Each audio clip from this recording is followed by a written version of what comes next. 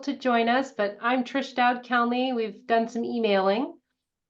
Thank you all for taking time on your lunch to be with us. Looks like we still have about 2 more folks that we anticipate joining us. So we'll give just a minute or so.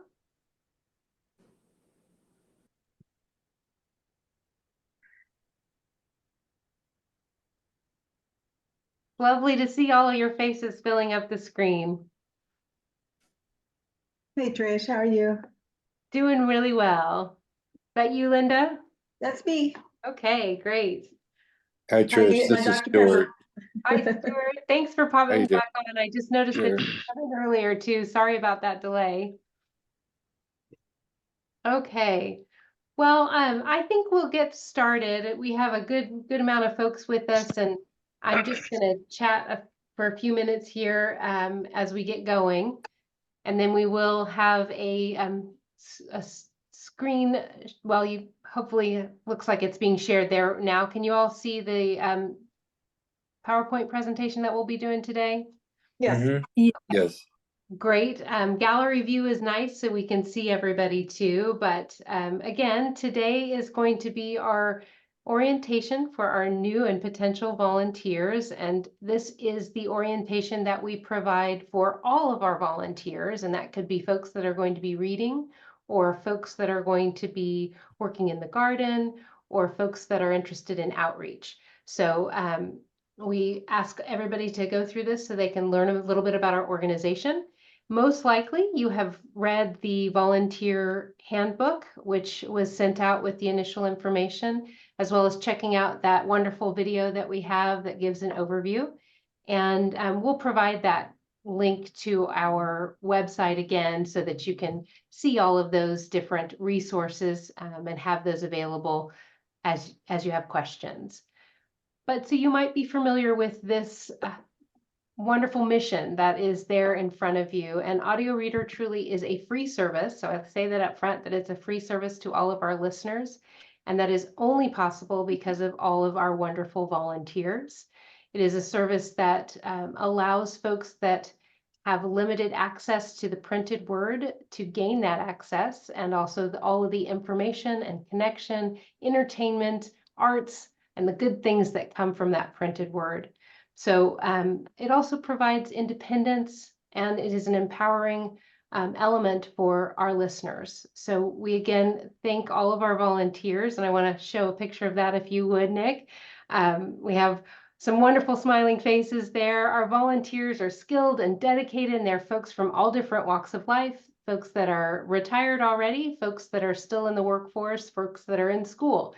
So a good gamut, and such good people that love to give their time, but also are connected in community as well with all of these volunteers. There's 250 of us, so it's a great thing. In addition to that, though, I want to get you guys on board so that you can be a part of this. So let's talk about what we will be doing today. We're going to do a quick introduction of our staff. Not all of our staff are available today, but we do have a few of our core members with us. So we'll do a little introduction on that. We'll also learn a bit more about Audio Reader and our services. And then we'll talk about what expectations you might anticipate as being a volunteer and sort of the process that goes into that. There is an audition process for our readers, as you know. So we'll walk you through the step-by-steps of that. So let's get started. We'll move forward to our core staff members. And as you know, I am the coordinator of volunteers. My name is Trish. And I also want to share one thing that's a little bit more personal about myself. And that's what I'm going to ask our other staff members that are here to share as well. And so this is kind of a silly thing, but we raise chickens. My family and I raise chickens. I'm from Topeka, Kansas, but I have been in Lawrence for the past 20 years or so. And here in town, we raise chickens, and we have always done that. But what I would say is that we have discovered the Rhode Island Reds are our favorite breed. And I don't know if any of you are chicken fans, but I'm just going to shout out to the Rhode Island Reds. So that's just a little bit about me. I'm going to turn it over to our director, both of Audio Reader and of Kansas Public Radio, Felonies. She is going to introduce herself. And thank you so much for making time to be with us just for a moment. We appreciate it. Hi, everyone. My name is Felonice Lovato Winston, and I'm the Director of Audio Reader in Kansas Public Radio. I've been in this position for about 8 or 9 months now. Prior to that, I was at Kansas Public Radio, and prior to that, I worked at Audio Reader in the development department for about 5.5 years. Trish, I love what you said about the chickens, because I'm begging my family to let me get some chickens, and now I have some knowledge. I know what the best chicken is. Something personal about me, I've also been in Lawrence for about 20 years. I moved here from California, and I live with my husband, my almost 11-year-old daughter, my father, and 3 cats who unfortunately do not get along with each other. So if anyone has any advice about how to fix these dysfunctional relationships between my cats, let me know. But I'm really happy to be here, and I thank all of you for volunteering for Audio Reader. It's a wonderful service, and you are making a big difference in our listeners' lives. Thank you so much. Nice to meet you. Okay, I'm going to ask if I could turn it over to Nick Carswell. He is our program manager, and have him introduce himself. And then Martha Kerr, our outreach and listener communications specialist or coordinator. I'm sorry, I screwed up your title, Martha. I'll let you introduce yourself as well. Thanks, guys. Okay, yeah, hi, I'm Nick Carswell. I'm the program manager here at Audio Reader. And I am an Irish native. I've lived in the US for 13 years. That's maybe the most exciting thing about me. There you go. Over to you, Martha. All right. Martha Kerr. I am Communications and Listener Outreach Coordinator. It's hard to say. I messed it up too. I actually started as a volunteer in 2018. And so I volunteered for about 5.5 years. And then a staff position opened up. And so I've been a staff member for just over a year now. And my I have a degree in English from KU, and I've worked at KU for over 9 years. So it's been about me. Hi, Martha. Hey. Thank you, Martha. Thank you, Nick. And thank you, Felonies. Appreciate it. Some of our staff members are out of the office, but there are also some wonderful pictures there. You'll see us in our beautiful sensory garden. Beth McKenzie is our development director. And we also have Colin Halliburton, who sits up front at the desk. So you would see his face if you come into the studio, and he does our operations. And then Meredith is also part of our development team, and she is an integral part of our sales, as well as our garden and also our golf tournament. And then Vicky, who does a lot of our accounting and our administrative work. So you can see her sometimes there at the desk too. So that's most of our staff there. I will also mention that Danny is our web developer, but he started working in our garden with our volunteers as well. So he's the guy there in the back row with the wonderful shades on. So that's Danny. And if you work in our garden, you would work with Danny too. So that's a little bit about our staff. And I know, Felonies, I know you have other commitments this morning or this afternoon. So thank you. And it's a great time to wave, and we'll chat with you soon. Bye. Okay, so as we move on from our staff members, the next thing we want to do is just give an opportunity for you to hear some of the words from our listeners as we speak of our volunteers, our staffs. We are here to support our listeners. So let's hear a little bit from one of our listeners. I'm going to make sure that you will, in fact, hear it. Just for fun. Share sound. There we go.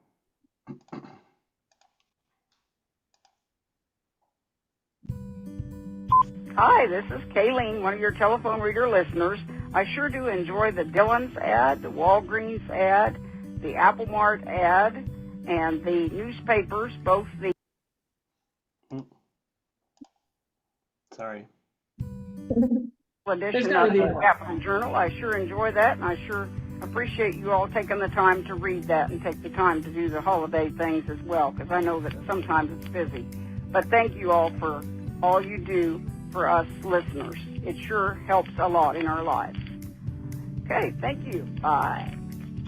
When I first was diagnosed with my eye problem, I was in a very dark place, and the audio reader was my help and guidance through that.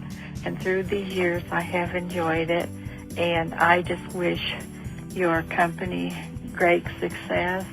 And I just thank you so very much for all the volunteers, and have a blessed day. Bye-bye. Thanks, Nick. Well, so you've got a chance to meet us and meet one of our listeners, or a few of our listeners, just hear from them.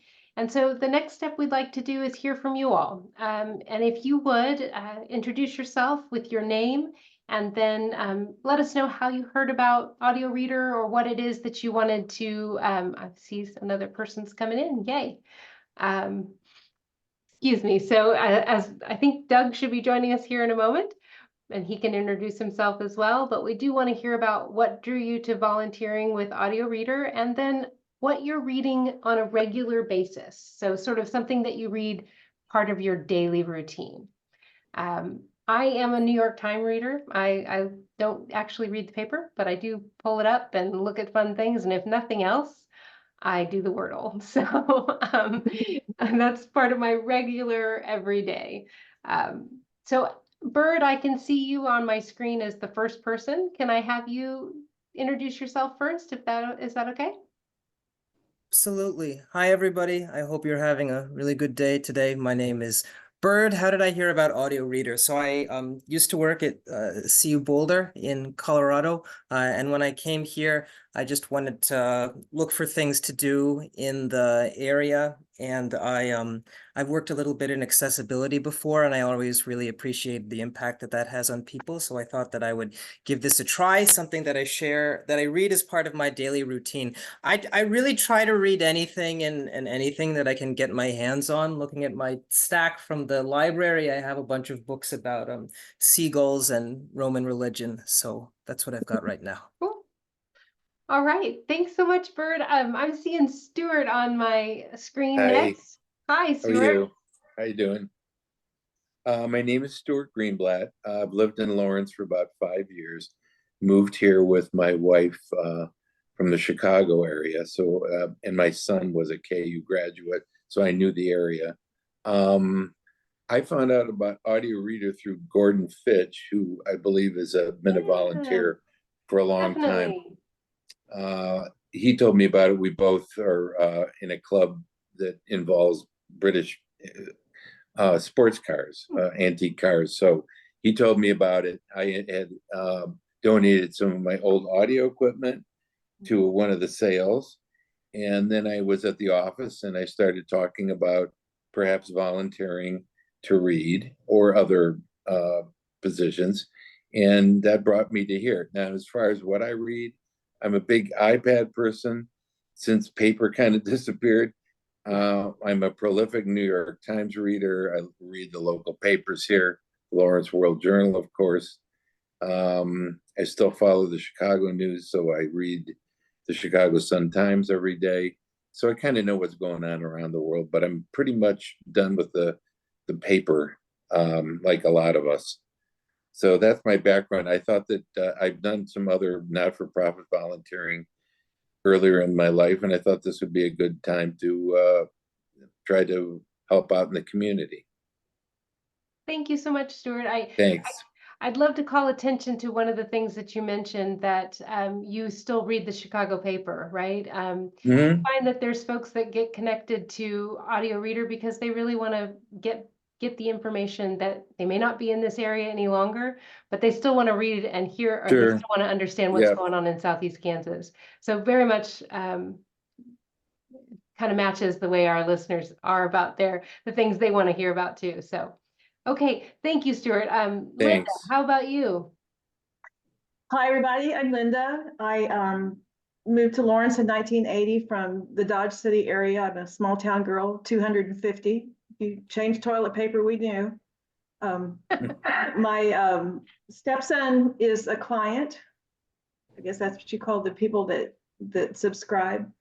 And I just thought that would be something that would be useful that I could do now that I'm retired, and something a little bit more practical than what I'm headed toward doing, which is jigsaw puzzles and playing solitaire on my phone. So, but I'm excited to learn about Audio Reader and do some reading and maybe work in the garden and just participate. I worked at KU for several years, and now that I'm retired, I guess I kind of miss it. So anyway, that's it. Thank you, Linda. Thanks. How about you, Mark? Oh, I'm sorry, I can't hear you yet. I think you're muted.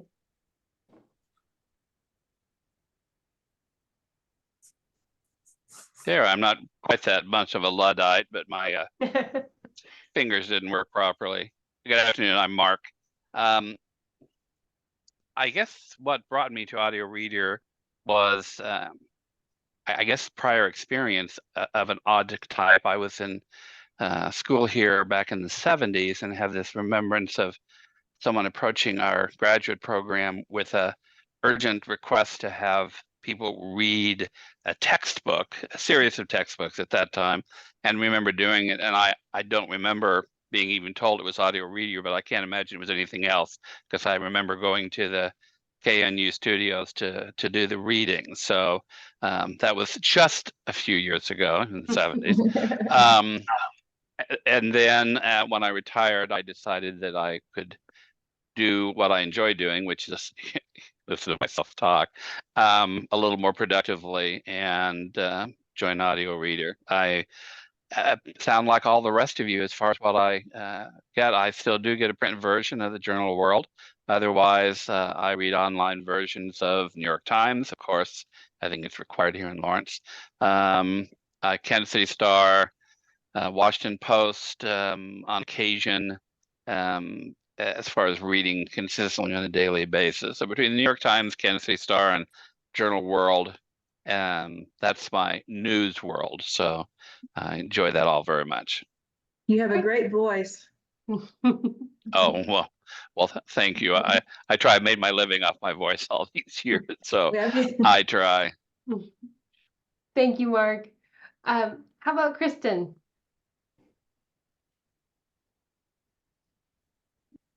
Hello, all. I'm Kristen Caton, and something I read way too much of every day are work emails. But I do, of course, also read the news, though I have decided to restrict my newspaper reading, electronic or otherwise, to my lunch breaks. I find that spending my evenings reading the news just results in frustration. So I heard about Audio Reader. I think I was just looking around for volunteer opportunities here in Lawrence. I've been in Lawrence about 15 years, and having participated in some reading exchanges with friends years ago, this seemed like it might be a good fit. Great, thank you. Okay, Eleanor, how about yourself? Hi, my name is Eleanor. I've always liked to read to people, like especially my sister and my cousin, and I always like to do voices and stuff like that for what they read, and I've always just been interested in voice stuff. I've been doing it pretty much my whole life, and I'm from the Kansas City area. I was originally from Lee Summit, and I mean, not to brag, but one time my teacher said, man, I really want to hear your voice in an audiobook. I feel like it's good for that. And I'm just like, oh, thank you. So yeah, my family's always encouraged me to do it. And I told them about this, and they're like, oh my gosh, this would be perfect for you. So yeah, thank you. Wonderful. Good to hear, Eleanor. Well, how about you, Doug? Hi, my name is Doug Haycock. I apologize for being late. I had a little trouble locating the mail with the link, but yeah, I've lived in Lawrence since 1966. Started junior high here in 1966, and attended the University of Kansas. I studied broadcast journalism, radio, television, film, mostly film. I actually volunteered for Audio Reader back in the probably mid to late 80s, early 90s, when I worked at the university at the computing services building, and have long hoped that I could get back to it, and just sort of ran out of time for volunteering for a while, but I'm retired now. So I've got the opportunity. It's definitely a program that I love and believe in, and my reading these days, I was mostly in technology most of my adult life, but later in life I became a pastor. I did some work in Haiti and some places like that, and a lot of my reading in recent years has been in theology and that kind of thing. But I also read extensively in technical areas, and most recently, I've just decided it's time to read some Graham Greene. So I'm kind of working my way through Graham Greene, and that's where I've been. All right. Well, thank you so much, Doug. I'm glad you returned. It's interesting to hear all those wonderful things. And the reason we ask that is not only to learn a little bit about you, but also to bring to mind what might happen or what you would feel like if you no longer had access to that material. If suddenly your daily routine was absent of the, access to that. And that's what that's who we're reading for, right? We're reading for folks that really do want to get the paper from their hometown, or really want to pick up new information about theology, or want to learn about the ads, just normal things that people want to learn. And if you don't have access to that, that's part of why we are such a needed service. So Nick, if you could pop up the next slide, it just shows what we read. So you guys just shared what you read, and what we read as an audio reader to get the information out is very similar. You're going to see the Lawrence Journal World and the New York Times. And I love that there's been folks that read textbooks, because yes, indeed, we do read textbooks. Those are those special requests that are needed. And special requests can be anything. I mean, legal documents, things like that. Or we love it when we have one of our listeners wants air fryer instructions, so a manual to being able to utilize an appliance. Some of those things that are very important to folks. But yes, we read the gamut, from big papers to small papers, from all types of magazines. It can be People magazine, or it can be Smithsonian. So it's that both sides all around. We like to provide that information for folks. And it is that daily need that folks really want, that information. And then the next I want to talk about is then, that need in and of itself. And I'm going to turn it over to Martha to speak just a little bit about what that need was. Why did Audio Reader come to exist? And just a little bit more about our listeners. So I'll let her speak to that.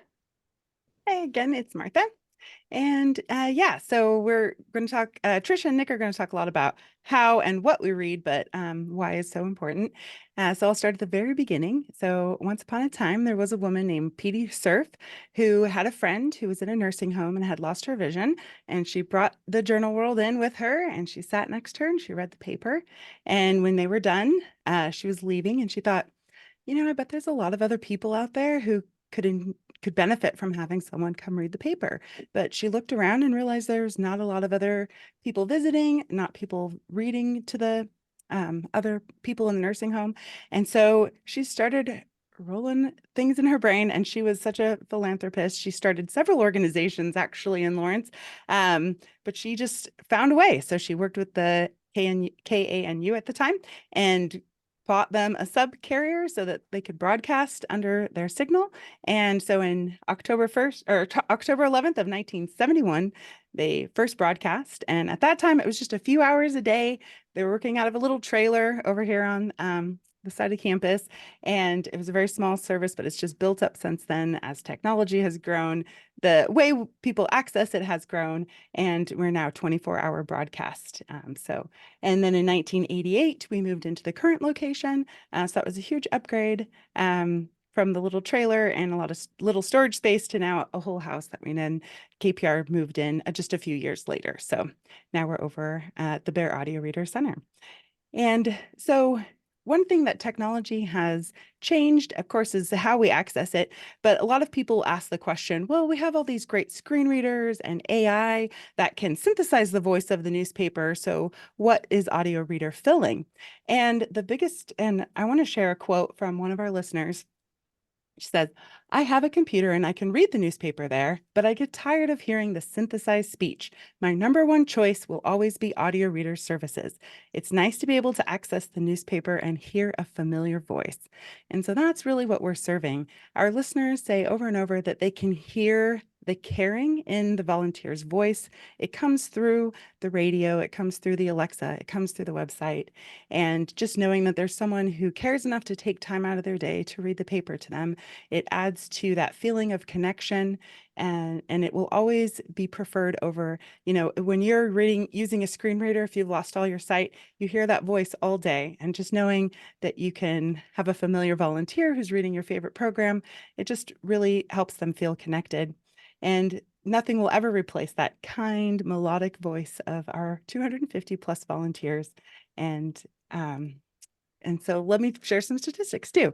So as technology has grown, in 1971, it was just those closed circuit radios that we were broadcasting through subcarriers on various NPR channels. But then as technology has changed, radios are less.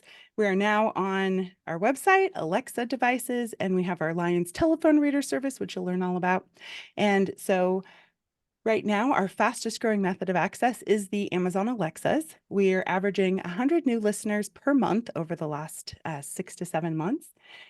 We have over 10,000 calls to our Lions telephone reader every year, and about 28 daily listeners listening for over 23 minutes. We still are sending out radios. There are pockets in Kansas and Missouri that do not have excellent Wi-Fi. So the radios are still a great option for some of our listeners, as we sent out 76 new radios last year. And our website has over 4,500 visits per year for streaming content directly. And now that we have a new accessible website, we're hoping that will grow even more. And another quote I want to share from a listener targets that connected feeling. So I lost my eyesight suddenly. It was startling. It was shocking, the disconnect. This service helped me learn how to feel connected to the world again. And so what I've learned through working with low vision and no vision listeners is that it is a shocking transition. People lose their eyesight in a whole variety of ways, at a variety of different ages, at a variety of different speeds. And a lot of the times you just don't know how you can continue with your regular habits, your things that you're passionate about. I've heard a lot of stories, they were sharpshooters or archery majors, and now they've lost their vision and they're not sure what to do, especially our military veterans who've lost their vision in service. And when they find out that there's adaptive archery and you can still shoot a gun when you're blind at a shooting range, of course, and that there's beep ball and sports and audio description at theaters and services like Audio Reader, it really opens up their world and helps them feel like they can continue their normal life and thrive even after their sight has gone. And so that's what we're doing here at Audio Reader, and we're excited that you're interested in joining and helping us. And if you ever have any questions or want to learn more about what we do for outreach, just let me know. Thank you so much, Martha. I think we're going to flip over to you now, Nick, and talk a little bit more about, like Martha said, those details, our services. Yeah, excuse me. So I'm Nick Carzon, the program manager. We're going to bit of a fast and furious breakdown on how we do some of the things that Martha just listed. So the premise, our original premise, is a radio service and broadcast using that analog radio technology. That still exists, and it's still kind of at the core of how we program, how our programming gets out. So for many intents and purposes, we are a radio station. We just are that plus now. So, but the radio broadcast is the other piece about that is for those folks who do, who for whom that's still the best method, either with the analog service if they don't have internet in their home, or for a variety of reasons, and also just personal preference. The radios that we give them out free of charge. I think Martha mentioned. It may just be something that folks might want. A radio sitting by their kitchen sink in their living room near a window is always a good way to actually make sure that you get signal. And it's just an on-off button. Those radios do not get other radio stations, so it's not like you're flicking around from one service to the other. It's really for Audio Reader, and you turn it on and you get what's being broadcast live at the time. So we start with newspapers early in the day. Kansas City Star and Topeka Capital Journal. We go to USA Today, and as we get into the day, we get into smaller and smaller towns, newspapers from smaller regions, and obviously as well as shorter.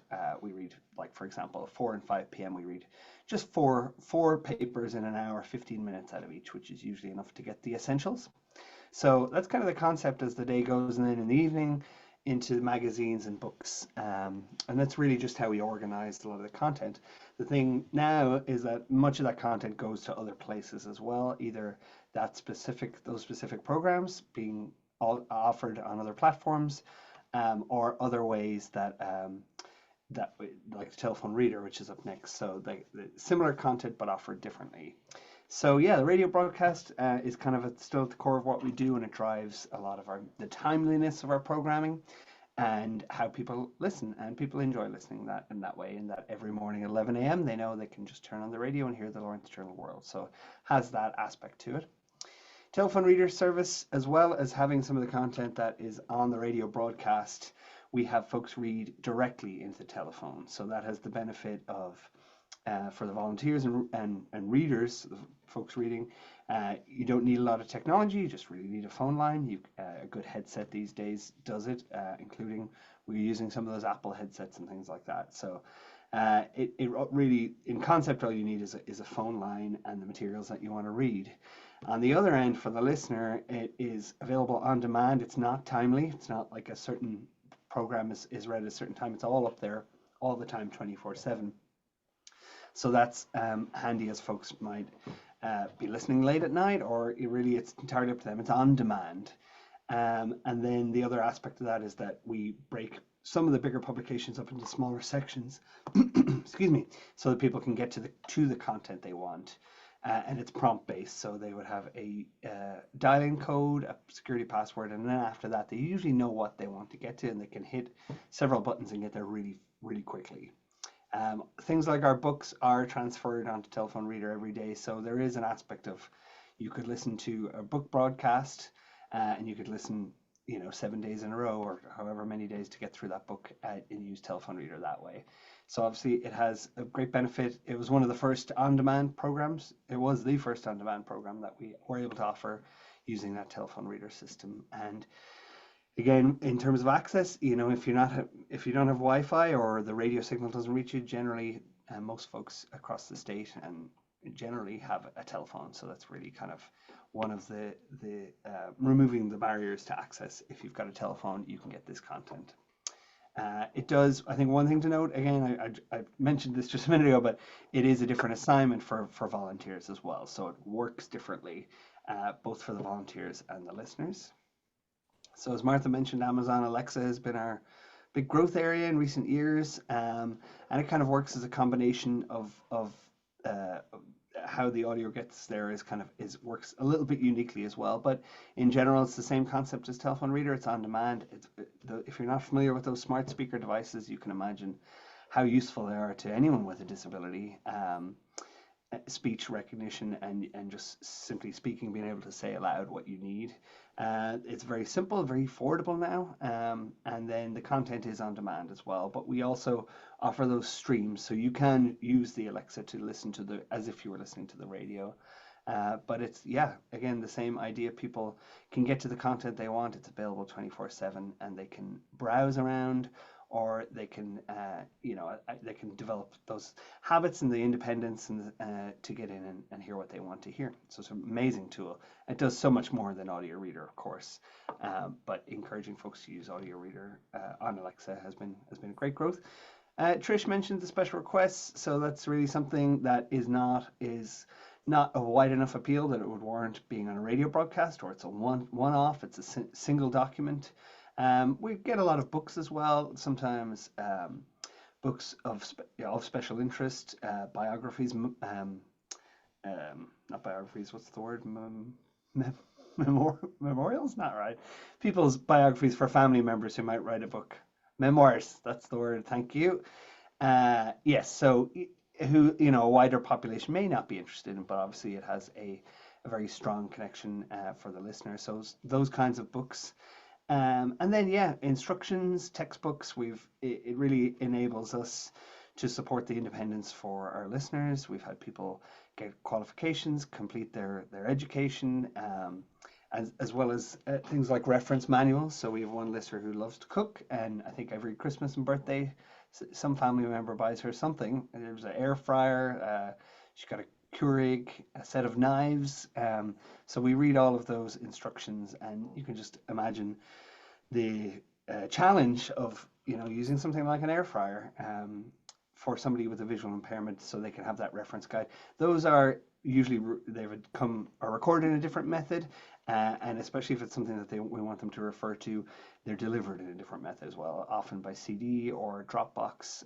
If they have access to online streaming, we have options. It's a different assignment. It's very needs-based, and it can have a huge impact for maybe one person for a smaller group of people, whereas a newspaper would have a day-to-day keeping people informed and reach a larger group of people. The special requests, really, it's for a smaller, more specialized group, but the impact in their lives is that much stronger, more impactful. So we do also offer a lot of our programming on podcasts. We have a couple that we focus and push out using podcast platforms. Our African American Hour is a popular one. We also have our own podcast, Good Works in the Heartland, where we're connecting with other organizations and nonprofits and telling good stories around good work that's being done. But most of our content is available on the podcast. And again, if you think of how easy that is, I don't know if there's podcast listeners here, you just show up in your phone once you subscribe, and new content gets pushed out. So it's really using that mechanism. And then audio description is quite different to everything else that we do. It is not necessarily reading. It is making live events, theater events, live arts and culture events accessible by describing the visual action that happens on a stage or as part of an event. It's a kind of a whole different skill set. We go to venues and theaters, so it doesn't even happen here most of the time. But it's, again, a way to make those experiences accessible for individuals with visual impairments or who could benefit from that extra description. So at a theater show, it could be describing action that's happening on the stage, or a costume. Often it can be things that maybe aren't in the script and wouldn't be referenced, wouldn't be accessible at all to a visually impaired person. But it can be an impromptu thing as well, something that happens. So we're trying to make that live experience as accessible. We do that at theaters in Lawrence and the Kansas City region. We're at Starlight, their Broadway series. We kicked off the first one last weekend with the Cher musical. So it's a great program, and there's been a lot of success and a lot of engagement around it with us, but also around the world. And audio description is also available now on the streaming apps. If you're interested to learn more, you can click around Netflix and get audio described movies right there on your Netflix account. So accessibility in the arts, and specifically in live events, is what we do.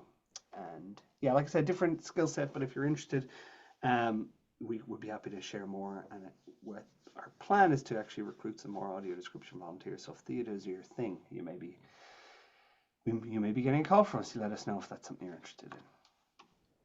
Wasn't that fast, but got through most of it.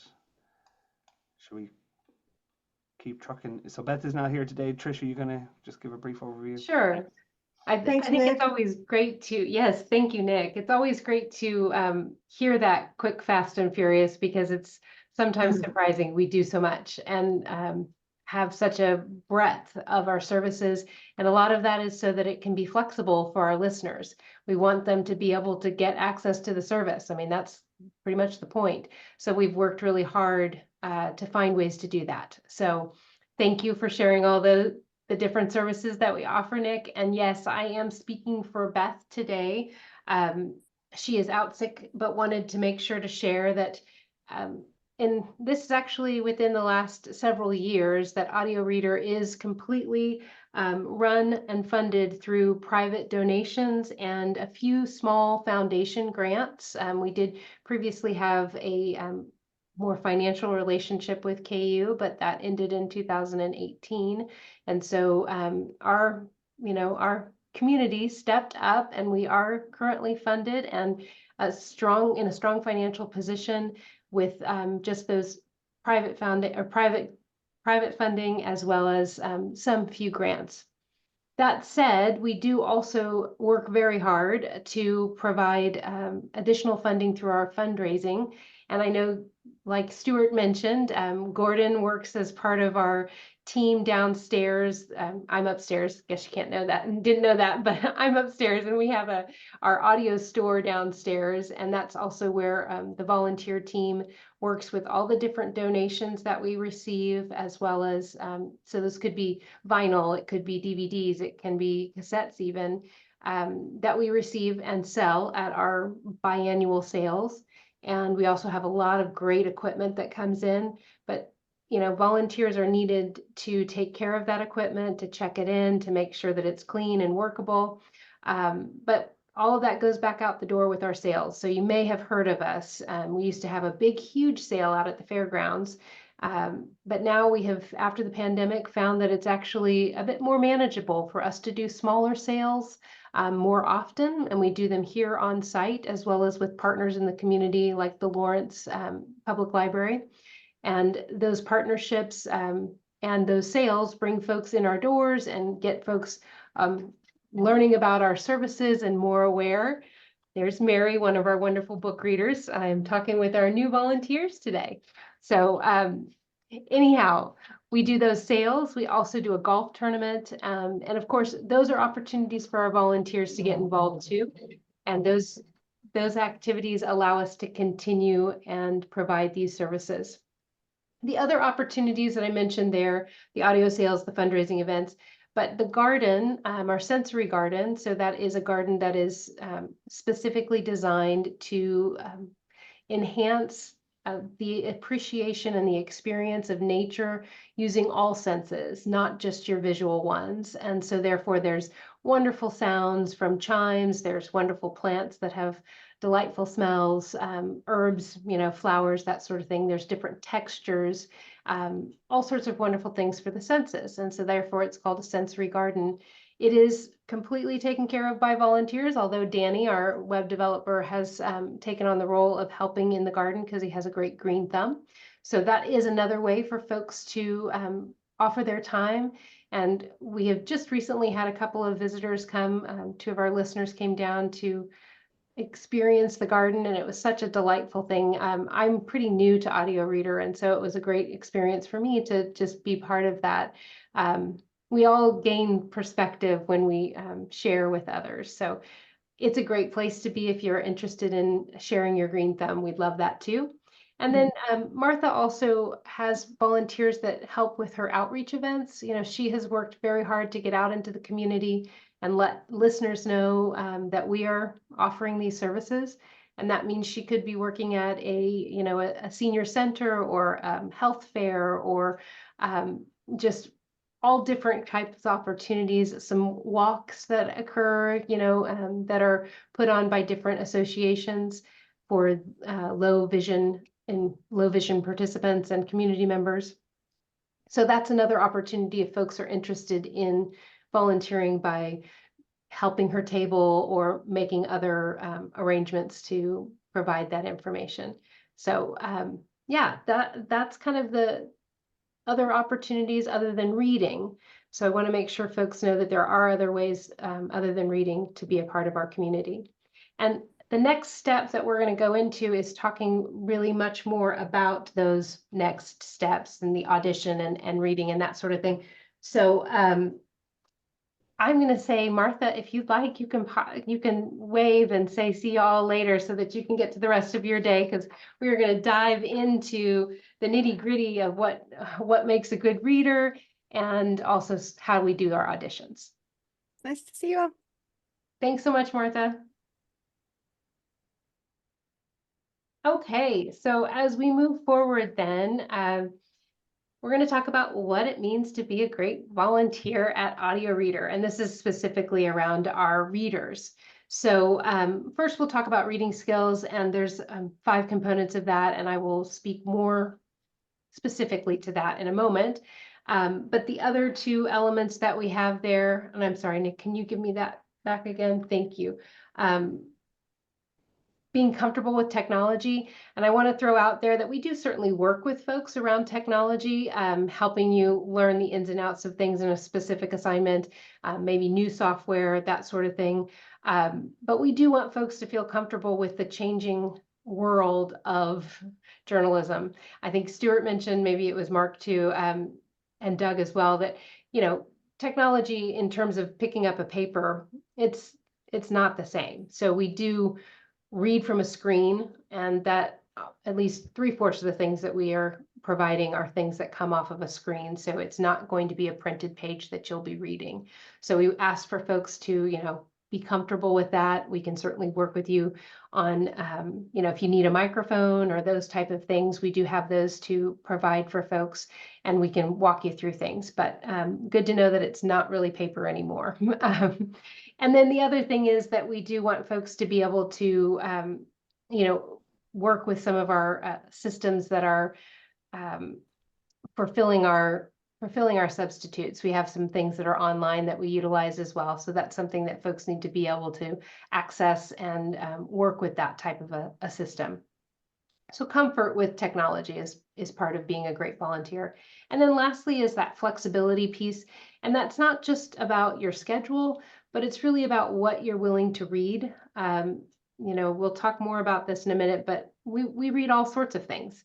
So we want folks to be open to that. And that might mean reading grocery store ads, which maybe not the most exciting thing in the world, but is very, very useful and necessary to folks. And you may be a New York Times reader, but we may ask you to read, you know, a really small town paper that may not align with your thoughts. And we read it, and we have listeners that are very interested in learning about it. You may not be interested in the National Enquirer, but we really have listeners that love that. And so we ask for folks to be flexible with what they're willing to read. Sometimes it's just what is needed for the moment because somebody got sick. So I have an assignment that's open and I need a reader to pick that up. And especially for our new readers, as you come on, we do ask for folks to initially start out by substituting until an assignment becomes available, because we always need subs. We are humans. And so we get sick, and or we take vacations, or we have family members that come in town. So we're always in need of subs. And when you first come on, that gives you an opportunity to be a part of all that variety and learn a little bit about the different assignments we have before you pick up a permanent assignment. So, okay, we'll move forward to the next one. Thank you so much, Nick. And that is going to be on these components of your reading skills. These are words that seem pretty straightforward, but I'm going to just give you kind of the highlights of what we think about when we do your reader evaluation after your wonderful audition. I will go through that audition with you, and these are the points that we'll be looking at. So it's good for you to kind of have some understanding of what those are. So emphasis truly makes sense. It is putting the stress in the places that are appropriate to bring out the meaning of the content that you're reading. Truly, as I go through each of these, you're going to hear me say that we are reading for understanding. We are hoping to share knowledge with folks. So that is our primary goal. So for emphasis, it's finding the right and appropriate stresses within the content to bring out that meaning. For pacing and phrasing, we think about pacing as finding that Goldilocks. You know, you don't want to go so fast that you're stumbling over the words and they can't understand what you're talking about, but you also don't want to go so slow that you're halting and trying to figure out what's coming next. So it's finding a good pace that's appropriate to the content that you're reading.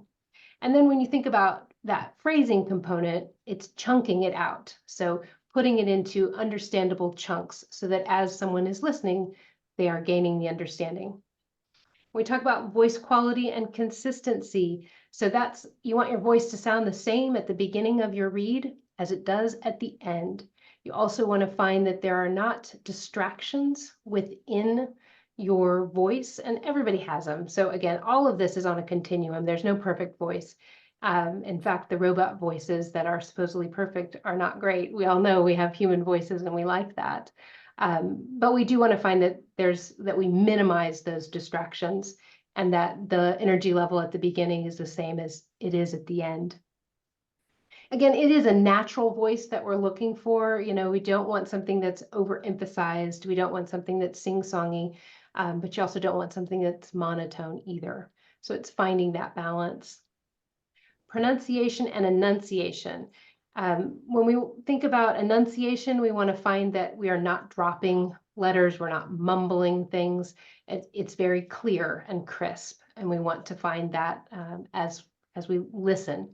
Same thing with pronunciation. So names, terminology, that sort of thing. Look it up if you need to. There's lots of wonderful resources now, which is great.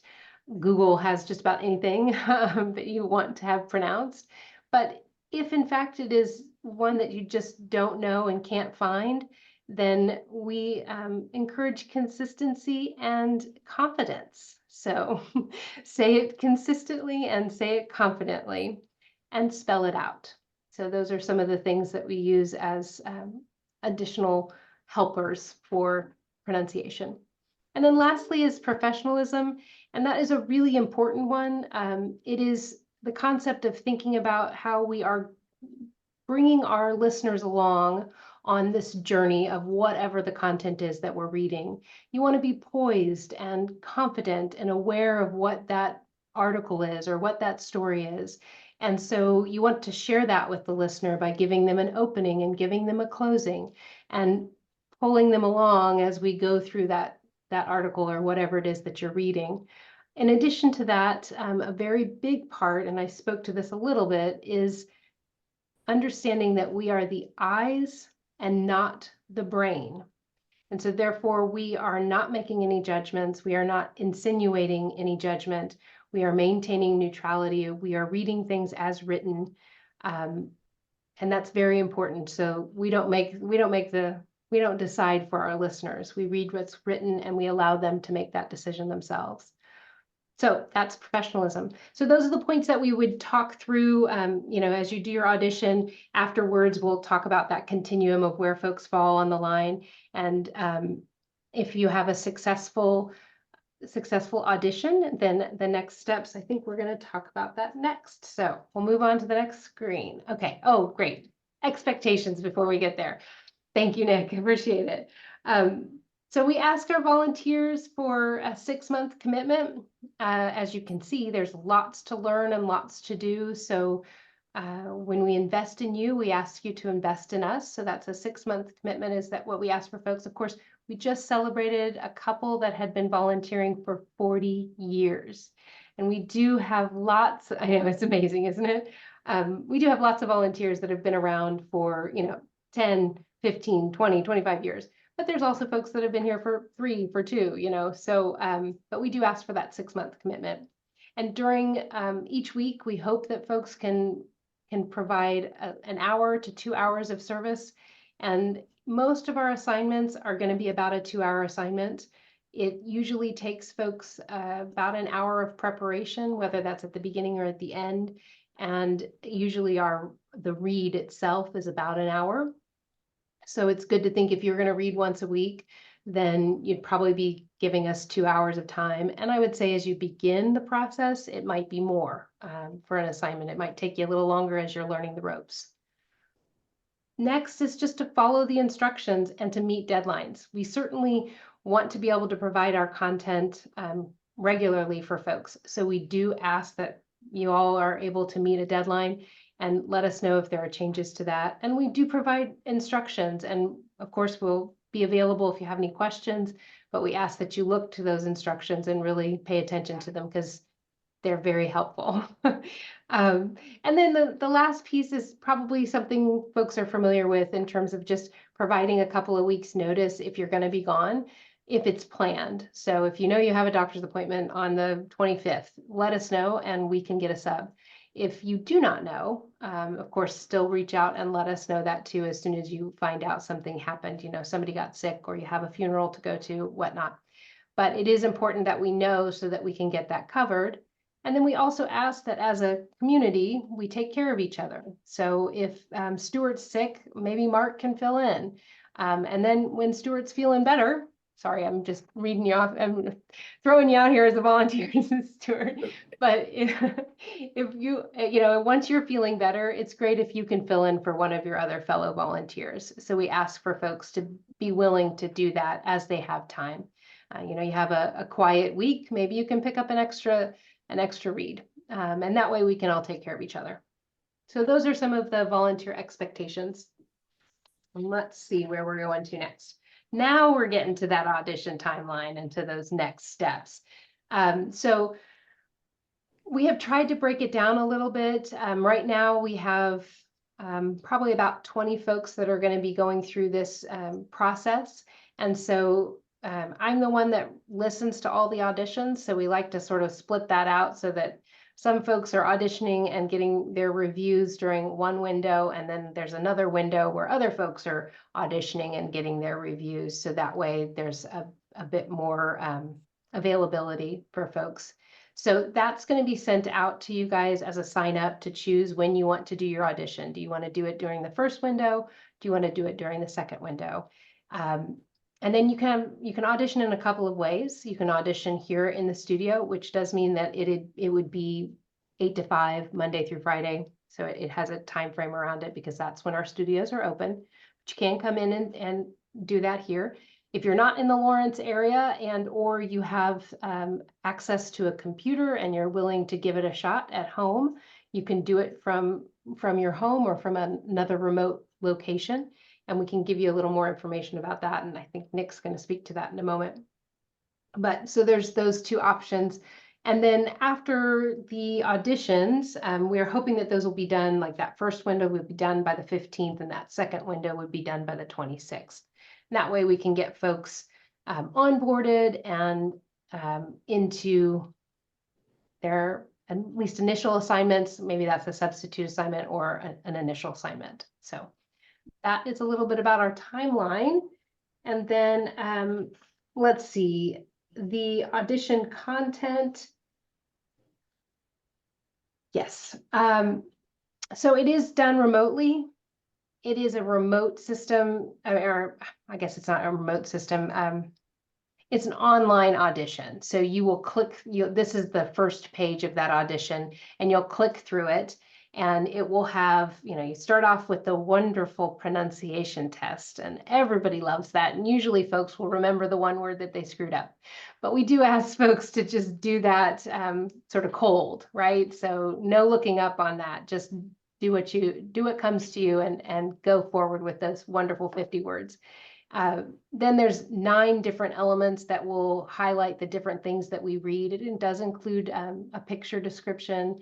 There's a picture that you describe. There's also a comic that you describe, but there's also, like an editorial and a local news story. There's an obituary.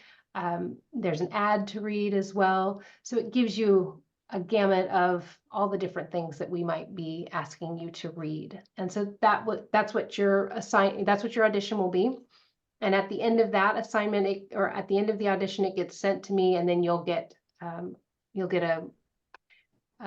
email back that confirms that you completed it. If you do it online, you want to make sure that if you do it remotely, you want to make sure that we do get your file, because we have had times where they go to weird places. But yeah, so that's a little bit about the audition.